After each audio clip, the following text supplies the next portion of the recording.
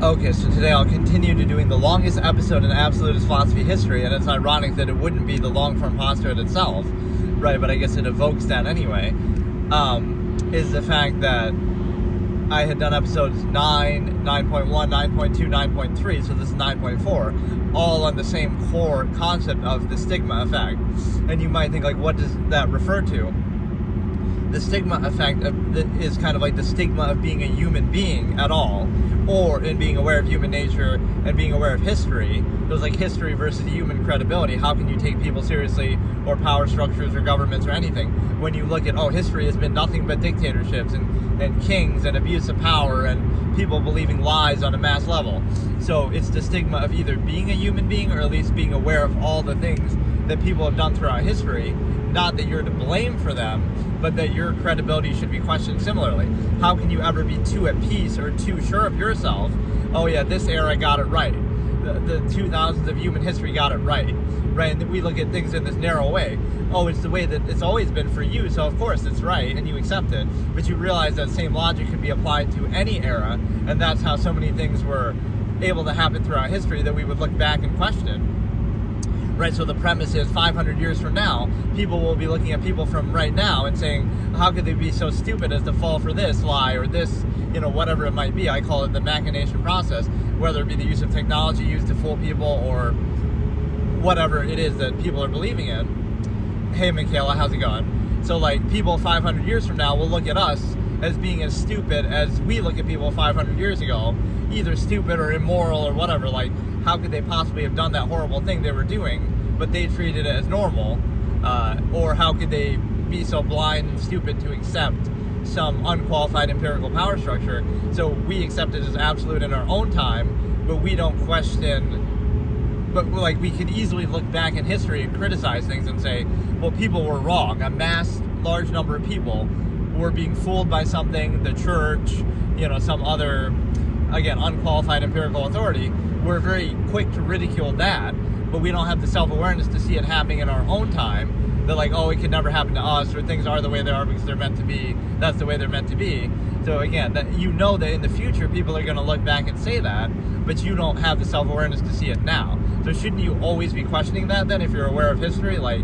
Every era has been somehow believed things that weren't true, or believed some lie, or a mass of people were fooled into supporting some leader that ended up being a dictator or a king or whatever, without even going into specifics, right? You get the meaning of it.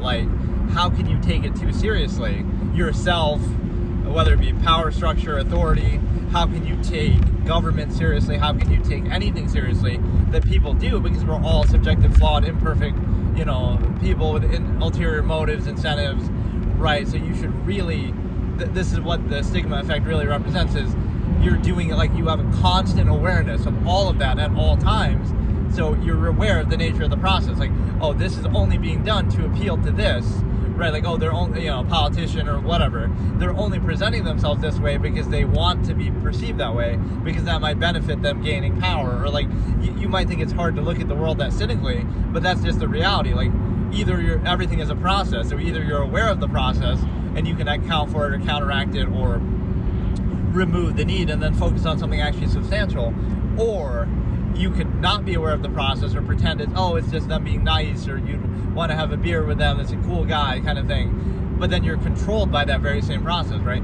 Because here's the key concept here, is the dependent overextended pretense. You might say, oh, look what a nice guy, but that nice guy is using the fact that he's a nice guy to try to gain political power in a specific era, in a specific time period, in a specific country, in a specific party, right? They're not just being a nice guy. So separate the two. Say like, okay, that could be a nice trait that you like to see, but the two have nothing to do with each other. It's like, oh, this guy's being so nice to me. Oh, it's just because he wants to have sex with you, right? Like, so those two things can be separate. You can be a nice guy all you want. Okay, we can be friends. But no, they're applying it specifically to the dependent overextended pretense. Like, if you take that away, that prospect away, now they wouldn't be so nice, right? So you might think, oh, we're going to praise or let some quality like that be defining, but this would be more the absolutist subjective way of doing it. You would separate the two. You would say, social interaction is one thing, and we value that in and of itself, right, as a self-defined measure. We don't use it or exploit it to try to sell something or try to get sex or to try to get power. We separate the two and we say, okay, power would be like, hey, how's it going, Echo? Or Econ, sorry. Like, we wouldn't use it to try to get power, or more to the point if people are self-aware, they wouldn't be taken in by that. We don't care what kind of person you are, right? You're a useful idiot. It's a means to an end, right? Ideally, we wouldn't have any authority, structure, power, anybody. We wouldn't need it in a perfect world. So it's unfortunate but necessary, so we'll tolerate it. So we care about the functional basis. We don't get taken in. You're aware of the nature of the process, so you don't get taken in by it like, oh, it's a nice guy, but okay, fine, go have a beer with him. But what does that have to do with political power? What does that have to do with, social contrivance to try to get money or try to get sex or whatever, right? So you would separate those two processes. Hey, Michael, how's it going? Right, so you would try to say, the process is the process. Like, okay, if political power is necessary to achieve a certain goal, it means to an end, we'll hold that accountable and look at it strictly functionally. If somebody, so it would be sort of this neutral state of being. You'd be very direct. Like, okay, if you want to have a relationship and you want to have sex, you'd be direct. You're clear with your intent, that's it. That's what you want, that's it. The second part would be, oh, the social contrivance, or, oh, he has a good personality, he has a good job, or this or that. Those things would be totally separate in this hypothetical example. And I've talked about that with open relationships, or like so the two are not tied together. So this is the disingenuous nature of the half-mass contrivance state, half-mass hedonism, and the way that society contrives a kind of manufactured view. It might seem to be like, oh, look, it's love and it's, romance, and it might seem to be positive on the surface, but it's actually worse than this neutral perspective from this point of view, is that you would separate the two. So, like, there wouldn't be any expectation, like, oh, you should pay for a woman's dinner on a date, right? Oh, but that's de facto prostitution. That's, all relationships by extension are prostitution by logical razor, because the fallacy is you're not using that as a reason, right? You would say, no, we're just having... See, this would be the absolute subjective minimalist perspective. We're just having sex because we're having sex, because we enjoy it, period. There wouldn't be any, oh, we pay for dinner. Why? Why are we paying for dinner? There's no reason to, right? Whereas in society, oh no, it's supposedly a good thing, even though it's tied to, again, dependent overextended pretense. You're only doing that because you want to have sex or something related, some sexual benefit. So, like, on one hand, you're pretending it's something more than it is, but you're only doing it to achieve that same thing. So it's deceptive. You're trying to, elevate it to a higher level, but then you practice it at a lower level, right, than even this neutral base state that we're observing. So don't pretend it's something more and try to, practice it in this way and try to, again, in that case, you're trying to bribe them, or, it's indirect, but it's kind of like, why is that expectation there? Again, whereas the more neutral perspective would be, okay, you do what you want to do, right, but you don't tie those two things together. money has nothing to do with sex, has nothing to do with power, has nothing to do with, you look at each process separately in and of itself, right? So it's direct. But the problem is that people are often controlled by this halfway way of thinking, is that, we're gonna, this GameStop Riley chick comes to mind recently. I just saw that clip. Like, we want to tie everything together. Marketing is going to use subjectively attractive women to try to sell you something. That has nothing to do with the product itself, at least typically. It doesn't have to do with the product. So, it's just, you can be controlled by that.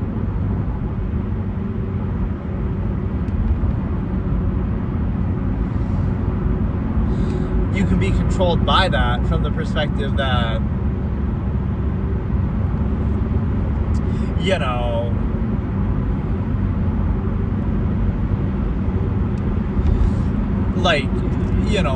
you'll be controlled. Okay, you'll make this clip go viral, GameStop go viral or whatever, because there's some subjectively attractive person, and you are being controlled by that, but it has nothing to do with them specifically or that process. So again, you're letting that be a defining factor, right? So from this objective perspective, you would be sort of at peace with the process. You wouldn't be in this repression leads to obsession state that I always talk about.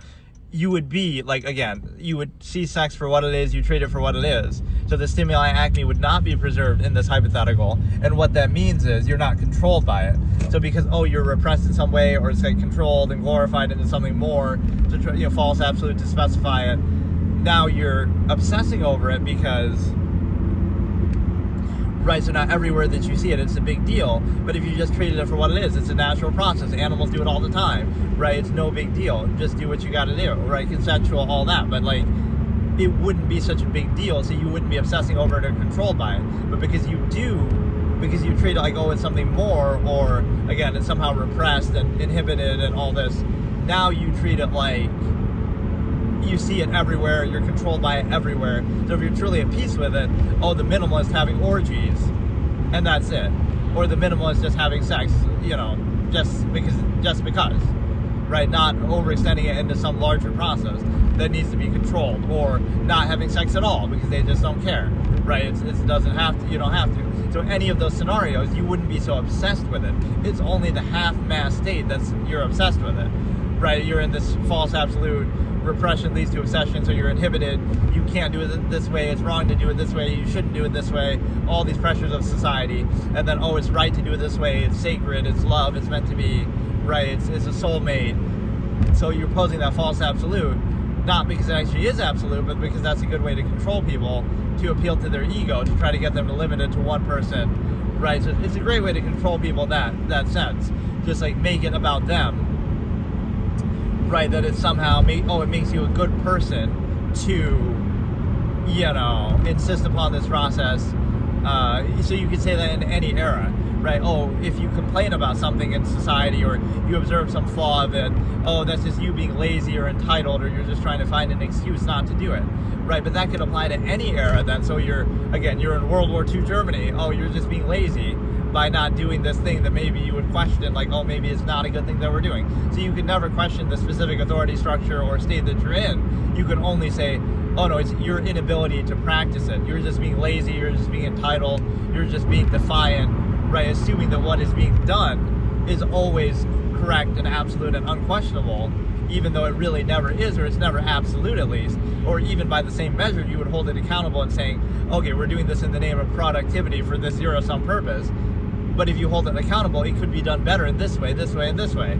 So you're not really doing it for maximum efficiency. You're doing it for unqualified empirical authority, again, to say, we're doing it in line with this corporation and its incentives, and we're specifying it, instead of true inherent productivity, right, across the board. So there's an overlap, but it's always limited to some specific thing, we have to do it in the name of this big corporation. And so that comes first before the specific authority structure, comes first before the standard or process is used to justify it, right? So you say, we're doing this in the name of productivity, but we can't fully focus on that. That might invalidate the process, because then we no longer need that specific entity. We would just do it for itself, like self-governance. Right now, we don't need you anymore if we do it for pure efficiency. So, we do it for efficiency, but that's secondary and dependent on and overextended from the authority structure itself. Could be, Walmart or whatever company you want to point to. Like, that comes first, right? The specification comes first.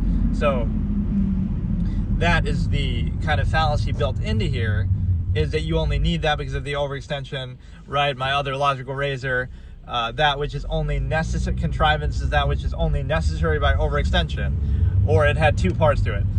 Contrivance is that which is only real by acknowledgement and only necessary by overextension. So real by acknowledgement would mean that, like, power, political power, it's not real. Like, tomorrow, everybody in the world could just stop acknowledging presidents and people in power, and they no longer have it, right? Never mind the military, but that's part of it too. Like, if the military just disobeys them, then, so it's not real, right?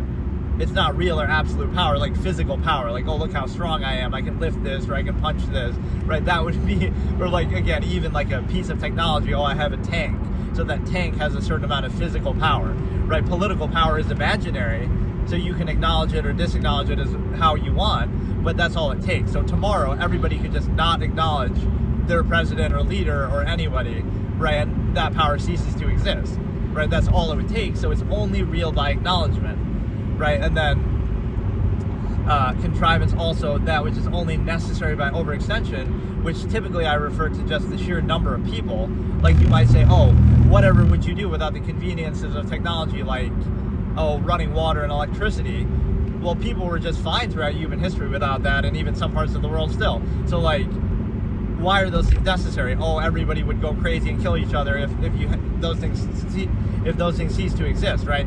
But the problem with that is they're only necessary because of the sheer number of people that there are, right? If the world was a village of 100, now you don't need that anymore, right? Now the world is your oyster, right? You got plenty of water, you got plenty of things. So it's secondhand kind of a self-created problem that we have so many people, we have this overextended state, we have a monopolization over natural resources by big corporations, government, whatever, other people. You have, even the secondary effect of that that's kind of ironic, right? That I wrote a whole short story about this, but I don't want to say too much about it. But it's like, I try not to associate those with the channel necessarily, but I guess I brought them up enough over time. It's just more like a minimalist who's living out in nature, and it's like, however would you fend for yourself without, supposedly benefiting from society? And they're doing just fine, but then, they're drinking from a stream, right? They're drinking from a stream out in nature. Nobody owns it, nobody, it's just nature.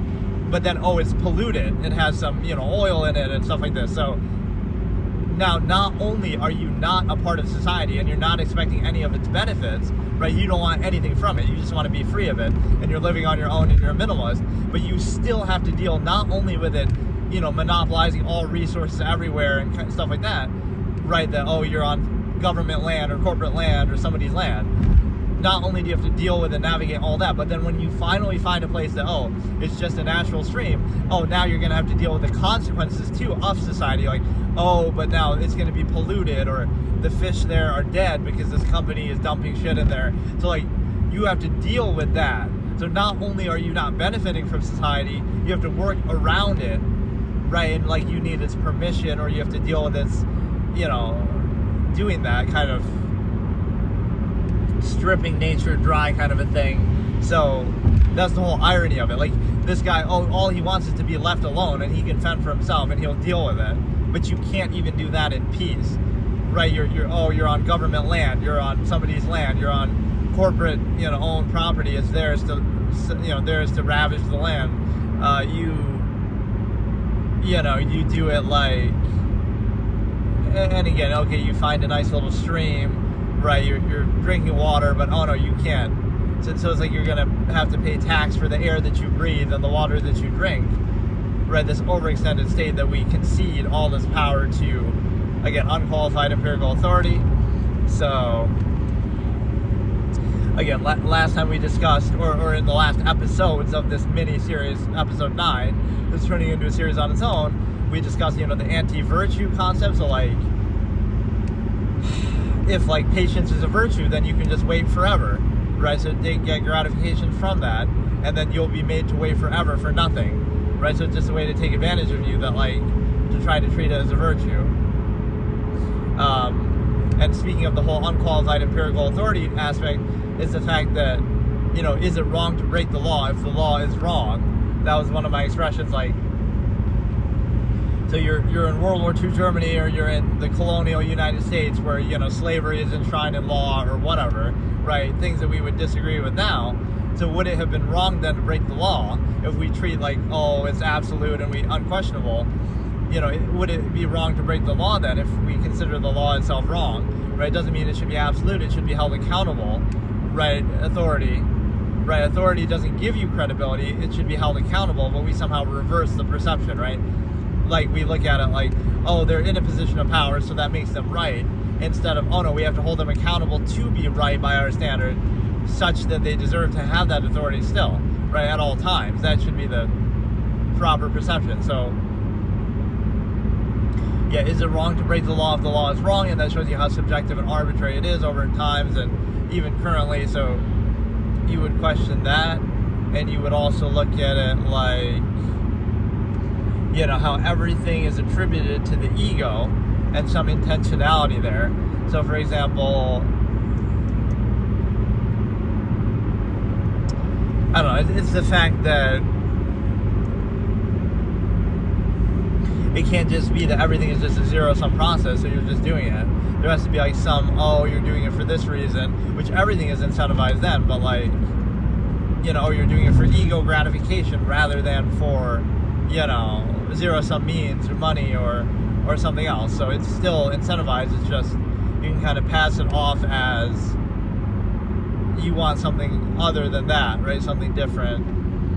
Or again, from the absolutist perspective, you wouldn't want anything. You're just trying to do it to remove the need. The zero-sum process, remove the need. So like there's this endless contest of contrivance, as I call it, in society. Oh, who can work the hardest for the most money that they can use for their own zero-sum self-interest? Like, we're somehow proud of that. None of that matters in the objective scheme of things, right? Like, if you're content with very little or nothing, right? So now it's no longer a contest because you can't assume somebody's intent. So like somebody working at McDonald's or some very minimalistic thing, it doesn't matter because, right, it can't be framed like, oh, it's a zero-sum thing, but maybe you're happy with that. Maybe you want less. Maybe you don't want anything. Versus, oh, you're making more money, so that somehow gratifies or validates you, but it's for your own self-interest. So it's like, oh, you could do that if you really wanted it. Like, oh, you could make six figures too if you really, really, truly wanted it. But couldn't it be that you don't really want it and that you just think you do? Right? Maybe you're content with what you have. Because if you wanted it that badly, then you'd be willing to do what it takes to get there. So, right, that's what society often does, is it pressures people to think they want things that they don't, or that they need things that they don't. Right, you could live on very little, right? People don't need much.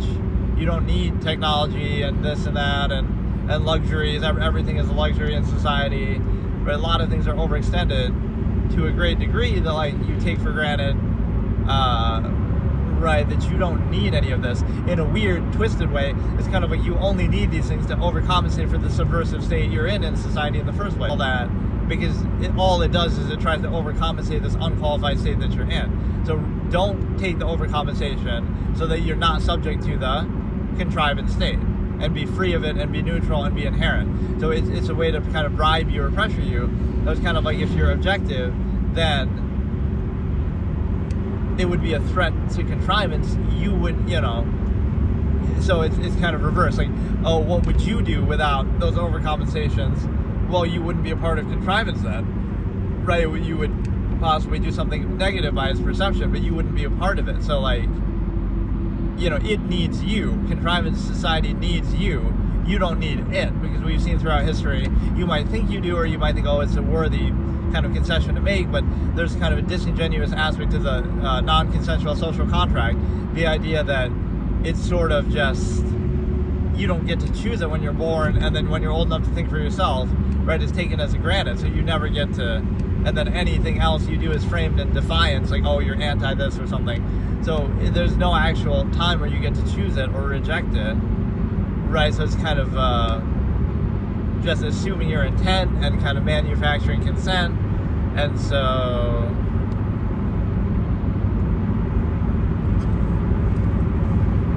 you know, I look in this concept at the fallacy of credibility.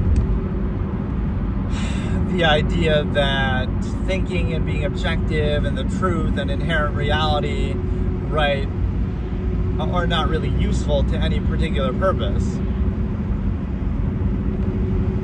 So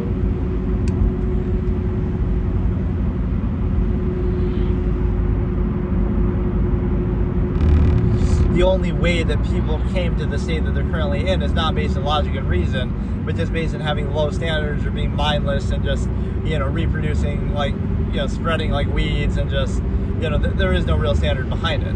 It's sort of arbitrary, the same way that existence is. You could say, oh, there's a God, there's a design, and this and that, but the only thing that would explain how arbitrary and random things are, and again, you can say, what does random mean? Like, random compared to what, right? What would our expectation be of what wouldn't be random? We want it to revolve around us, I guess, but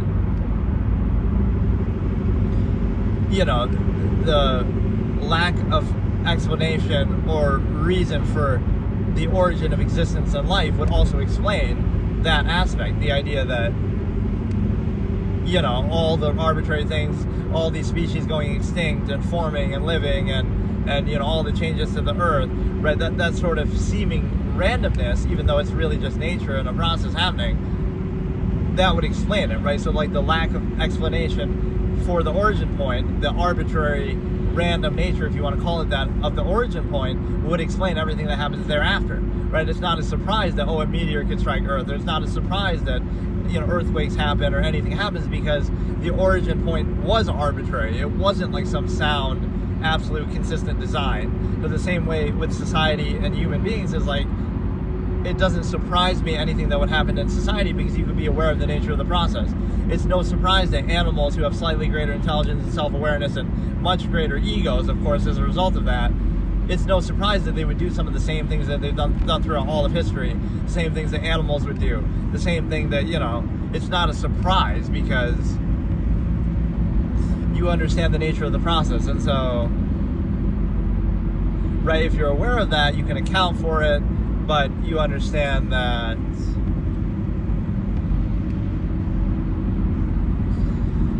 right, like the arbitrary origin point would explain everything that could possibly happen as a result. So the arbitrary nature of society and contrivance could explain everything that way too, is just that it's not absolute, right? So that's why all these things can happen. People commit crimes all the time. Oh, but morality is objective. Or people do variable things all the time. So it's not absolute. It's an unsound, arbitrary process rooted in half-mass functionalist pretense. So you understand that what you're dealing with is very artificial. Like what you're looking at, you might think, oh, this is real life. This is this is not an AI generated reality you're looking at, but it kind of is a construct. Doesn't mean it's bad, doesn't mean you shouldn't do it or be a part of it, but it's a generated thing because people can create it any different way, right? And throughout history. So you'll treat, the current time is absolute. So that's why technology is really what's defining of an era. It's not you or your own ideas or your own thoughts or some logical basis. It's just, this is the level of technology we have, so we're going to indulge in that technology and let that define us and our interests and preferences and everything. Morality even is defined by technology. And so what that means is that it's arbitrary, right? We'll try to associate some meaning or design to it, but the lack of sound, foundation, and reason would explain everything that could happen. Oh, how could this horrible atrocity happen throughout history? Because it's not absolute. How could this horrible dictator do this? Because they're just subjective. It's the human variable. People can do anything at any time. So none of that is a surprise. So if you look at it from that lens, you would be much more weary or just reject the fallacy of authority in the first place, that there's no basis for it. Because again, the whole premise here that my title, they don't, it's a 100 character limit. I couldn't even fit the whole thing in there. But this expression was the fact that the expression in full is, right, authority exists under the premise that people need to be restrained. Right, so the reason why authority figures, power structure, etc. Authority exists under the premise that people need to be restrained. But by that same logic and to that end, to achieve that end, what do?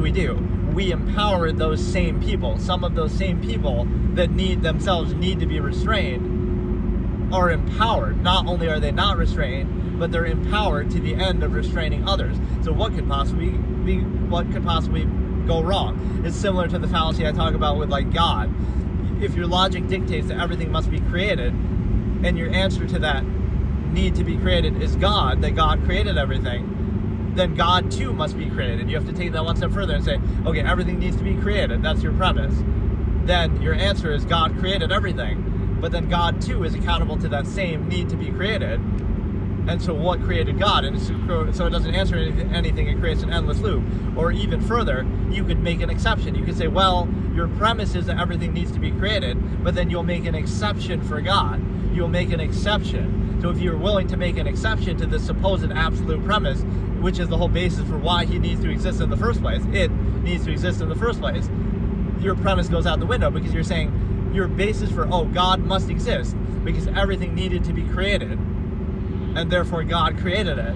But then in that same exact statement that you're empirically stating that, saying that's why God must exist because everything needs to be created, you're immediately building an exception into it, right? You're baking an exception into that same premise. So the very basis you're saying God needs to exist, you're saying because everything needs to be created, then God too must need to be created. And if you could make an exception for God, that, oh, but he can be exempt from the need to be created, then by that same logic, okay, let's make a different exemption, that, oh, well, everything didn't need to be created, the universe didn't need to be created, right? If you can make an exception to that rule, right? So you're not really answering it. It's the same premise here, kind of a similar flow at least, is the fact that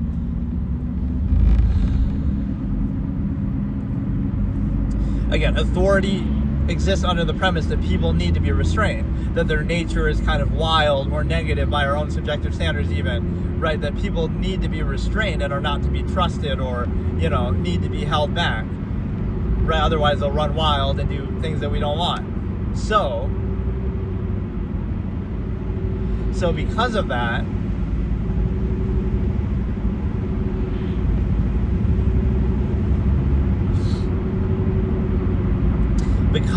right, you, to that same end though, you empower those same people. So what could go wrong? And this is where like, oh, but they're special. Those special, we anoint the best of us, or special people that are immune to our, right, like the chosen one kind of effect.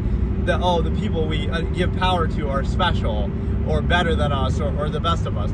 But they're still people. They're still part of that process that needs to be restrained. So we should hold authority especially accountable that way, right? Instead of just, oh, we give them the benefit of the doubt. Like, so that's why it becomes a kind of a contest. Like, oh, we're better than the average person or everybody else, but you're still a person and you're still part of that group that would need to be restrained. So no matter how much you try to show off or overcompensate from that point, you are still a flawed, imperfect, subjective, incentivized human being, the way that everybody else is, and the premise that you need to be restrained is based on that. So you are not immune to that need to be restrained. But again, not only are you not necessarily restrained in the same way, but you're even empowered to restrain others in the name of that concept. So it's a self-contradiction that, again, I'll say it once more. Authority exists under the premise that people need to be restrained, but to that same end, those very same people are empowered. So not only are they not restrained, they're actually empowered, those same people that need to be restrained, right? So you're creating that problem inherently, and so it's not a surprise anything that would happen from there. And so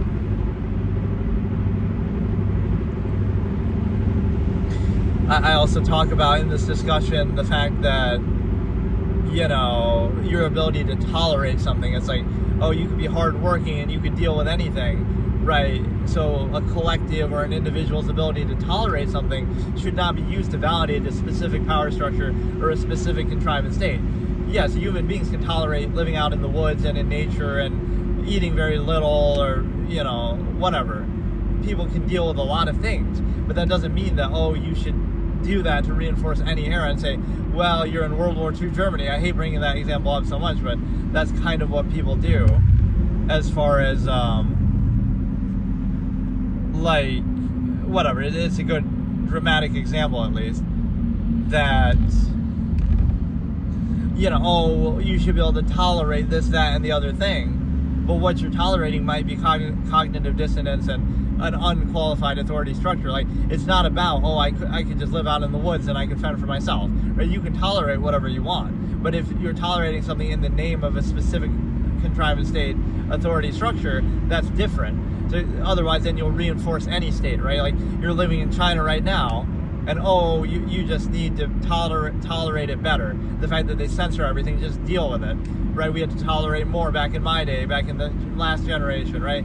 So, oh, it's a contest of gratification to see, oh, I can tolerate this unqualified empirical cognitive dissonance inducing empirical power structure better than you can, and who can tolerate it best, or, you know, whether you can tolerate it or not. So it's like, that by that logic, you would reinforce any state that you're in, then no matter what. It's like, oh, be positive. Be positive about what, though? It's like, if it's a sound process, that's fine. If not, it's not. But instead, you're like, oh, no matter what the state is, you're going to reinforce it and treat it as absolute. And if you don't, then it's your fault for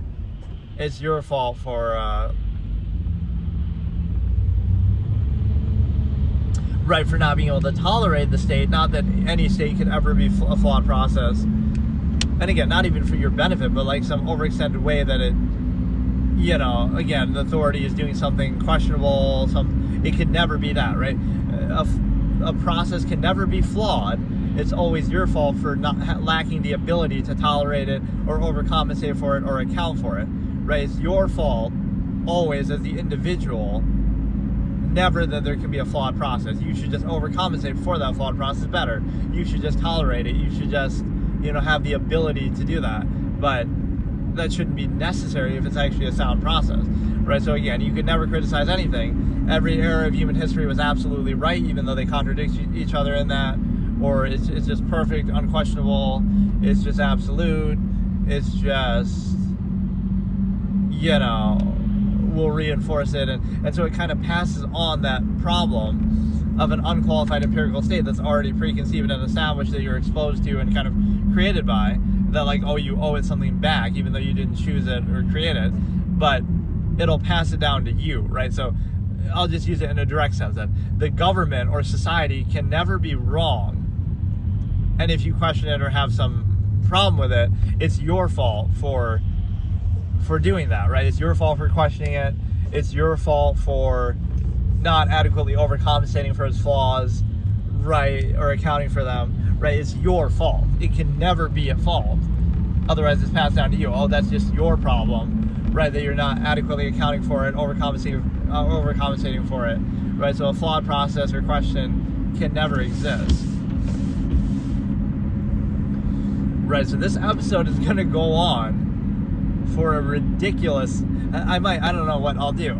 I'll get to 9.9 and then I'll do 1.1 or something.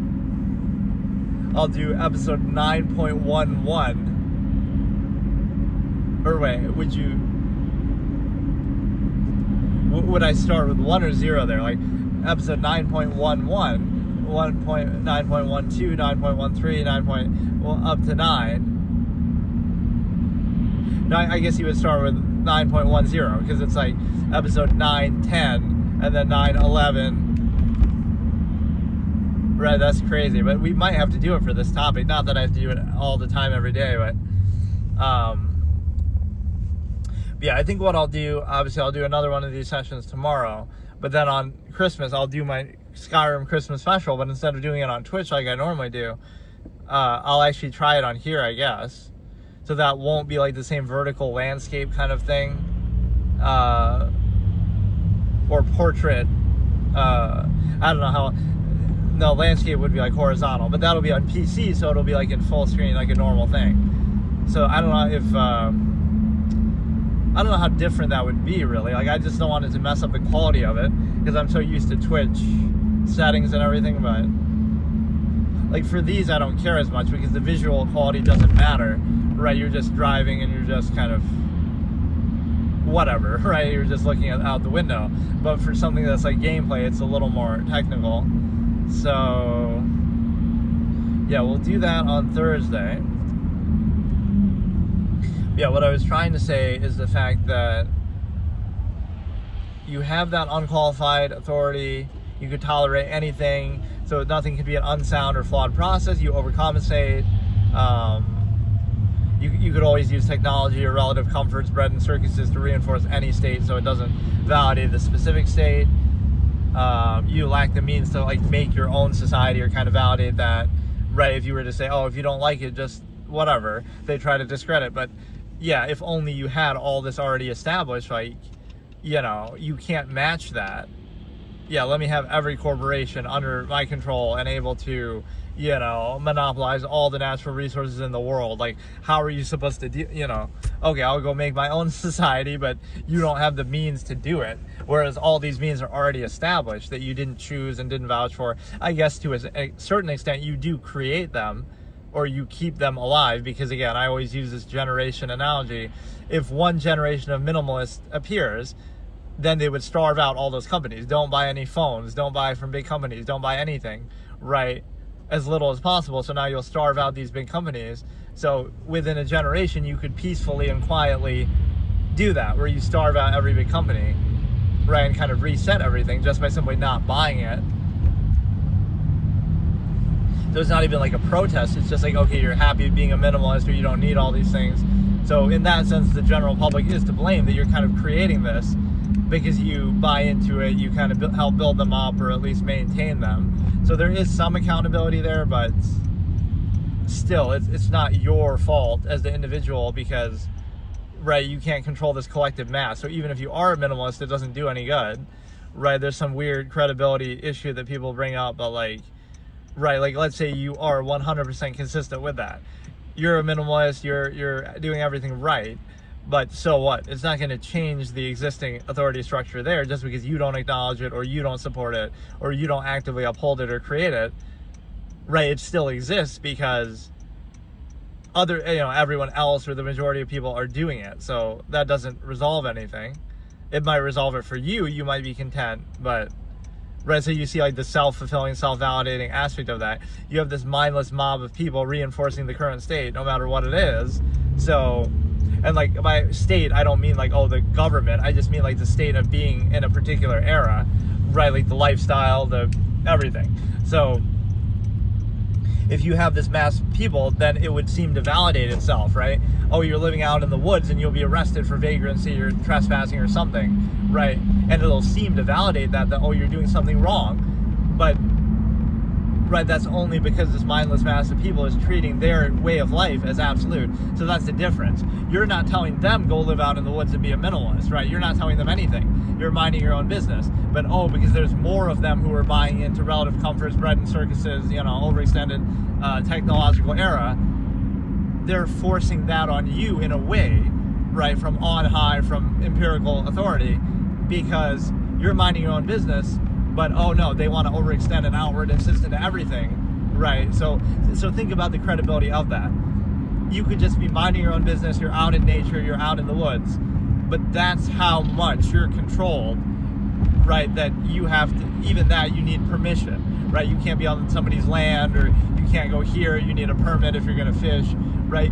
You're not even doing anything really. You're not expecting anything from society, but you still need its permission. You still need, it's still going to outwardly insist and kind of make a spectacle of you or inhibit you somehow. So that shows you how ridiculous the standard is. It's one thing, again, if you choose, okay, I want the benefits of society, I want something else, right, from it, then there's some concessions to be made. But even if you don't want anything from it, it's still going to come after you, or again, like you somehow need its permission to simply be free of it, right? So that's the closed structure contrivance state. But no, the core idea of this whole concept and discussion is the constant awareness and doubt at all times of kind of human nature and their history and all the things we've done and have shown that, you should be a little weary and skeptical of it instead of being too sure of yourself or others or society or government or anything. A little healthy skepticism there, or a lot, and that constant awareness is good because you can be aware of, well, if people can be fooled into doing this thing or that thing throughout history or by this leader, you can definitely question it. And so that is the core point here. And because this topic is so wide-ranging, that shows you how not credible people are, I guess, is that since I have to discuss this so many times over, I have so many different ways that I did discuss it in the past. So that's the core point. So everything people have done, is kind of arbitrary, and it'd be like this endless repetition that we treat our era as absolute, and then people look back in history and say, oh, it was so terrible, we did this wrong, or how could we fall for this? And then they'll be committing their own flaws at the same time. And so we're never self-aware in the active present to try to stop it from happening, right? We just treat our own state as absolute and question everything else, ridicule everybody else. And so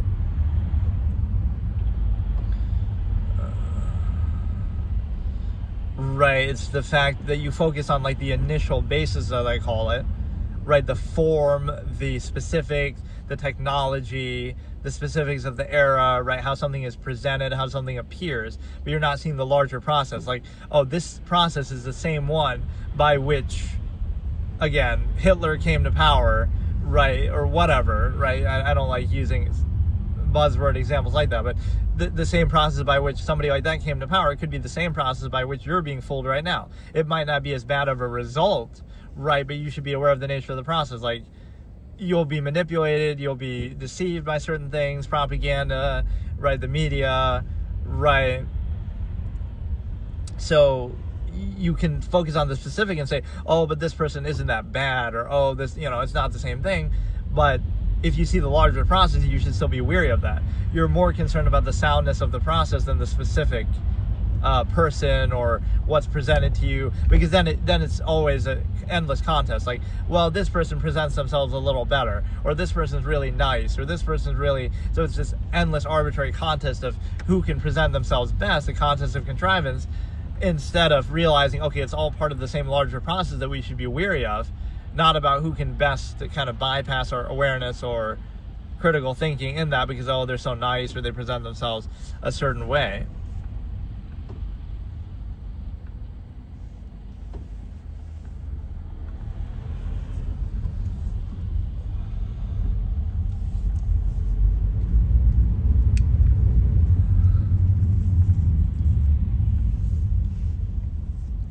Right, it shouldn't come down to that, like superficial aspects or performative aspects, like, oh, they're really nice, so if somebody was nicer, then they would be favored over them, or if they weren't nice, but even if they had a good sound position, policy, whatever, right, we'll reject them. So should it really come down to that sort of popularity contest basis? Could you be, like, even one example, this is why people try to use labels like, oh, this person's a sociopath, or they're evil or something. So even if that's true of someone who's done something bad in the past, that's all it would take. So all it would take for some tragedy to happen again is some silver-tongued sociopath comes along and they're really convincing and charismatic, and they lie to you or whatever. So that's all it takes then. You'll fall for it again if they're just convincing enough. Right, so instead of saying, oh, well, that one person or those people in history were just bad, it was just on them, right? Let's specify to that person. But it doesn't matter because, again, somebody can come along and they're doing the same thing, and you'll fall for it all over again, just because, oh, the appearance, the initial basis appears better, right? Or they're doing it in a different way, or a way that appeals to you in your era, based on your technology or your social norms or all this. So you'll let it kind of repeat itself because you're not seeing the big picture, right, of how that comes to be.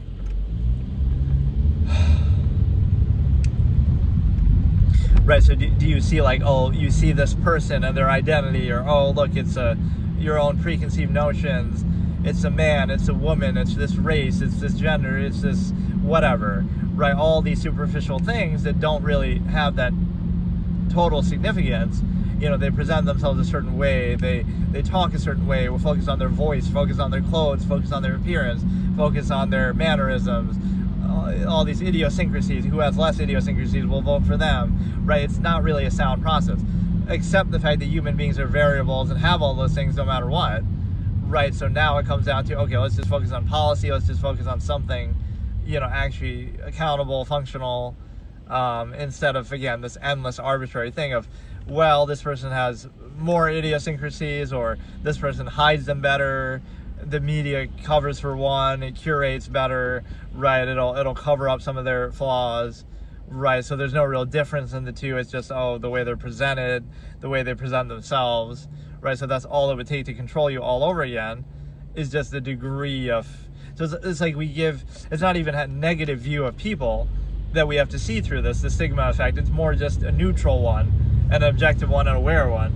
instead of saying like we're giving them special treatment, right? Like we give them the benefit of the doubt, and then only when they prove us wrong are we negative. No, it should be the opposite. Like we should hold people accountable, be aware of their nature, that we're have a lot of material to work with, like throughout history, and then just be weary no matter what. And that's kind of the sad part, is we don't do that with authority and empirical structure that's established, but we do that on the individual basis. Like you might think, oh, innocent until proven guilty, but you're exposed to a lot of inhibition in society. You're exposed to a lot of laws and, you know, rules and different things. So even though you've done nothing wrong to deserve that, right, it's assumed the worst. Like, oh, we need laws and courts and police, and we need, you know, all these different rules. You need a permit, you need this and that, a license. You haven't done anything wrong, but you still have to appease all this as if you are, right? So you're being treated like the same thing. Like you're being treated like you have to justify everything, or you need permission for everything, and like you are negative by nature, right? Even if you haven't done anything to deserve that. So that same scrutiny should be applied to a power structure or anybody, because, right, look at history and how much those things have gone wrong. So why should we give the benefit of the doubt there? So if you give a benefit of the doubt to the average person, you would say, okay, we don't need laws, we don't need inhibition, we don't need anything, and only once you do something bad, then we'll deal with it afterwards. Instead of like, okay, we need all this restriction and social contrivance and inhibition and everything like that. So yeah, that was episode 9.4. We're going to do more of these eventually, but I won't do them like back to back like that. I just, you know, we'll kind of space them out. And in fact, I even did episode 10 in the middle here too, right, in a couple days ago, just because it doesn't mean I have to hold up other things that I want to do just because this one's going to go on so long.